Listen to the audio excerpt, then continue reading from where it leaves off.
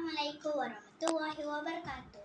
Hai, saya Noaira Arisa. Saya dari kelas 2 Ibnu Rushd. Hari ini saya akan menjalankan satu eksperimen yang bertajuk bahan larut dan bahan tidak larut. Bahan-bahan yang kita perlukan adalah air, 3 buah bekas yang berlabel ialah A, B dan C. Sudu, 1 sudu kecil garam, 1 sudu kecil beras dan 1 sudu kecil kacang. Langkah pertama, tuang air pada setiap bekas.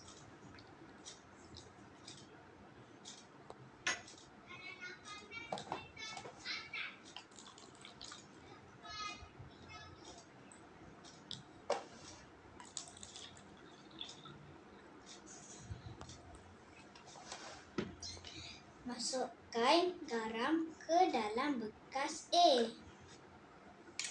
beras ke dalam bekas B dan kacang ke dalam bekas C.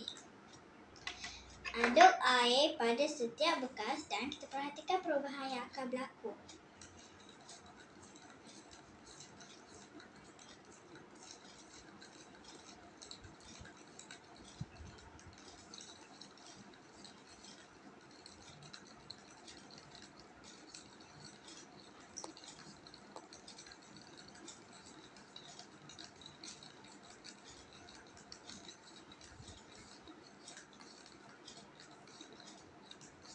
Ya, garam tidak masih kelihatan.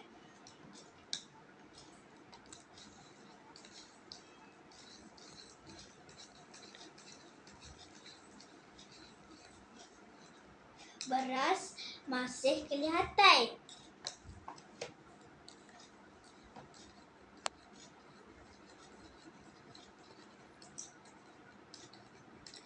Kacang juga masih kelihatan.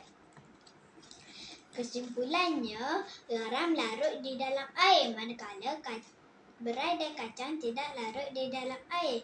Sekian, terima kasih.